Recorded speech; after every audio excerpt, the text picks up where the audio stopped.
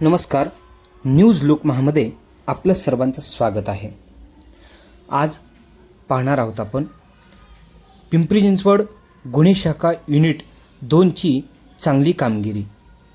रेकॉर्डवरील आरोपीकडून एक पिस्टल तसेच त्याचे साथीदाराकडून एक पिस्टल, सिक्सर व 2 जिवंत काडतुसे असे मिळून 2 पिस्टल व 2 काडतुसे जप्त करण्यात आली.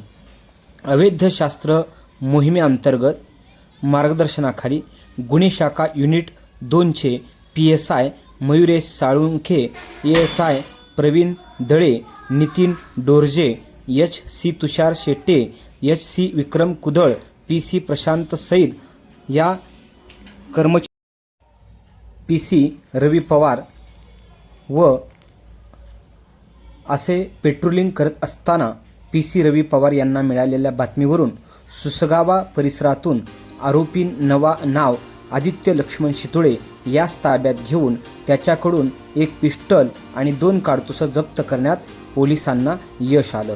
बावधान पोलीस ठाणे या ठिकाणी गुन्हा नोंद करण्यात आला आहे.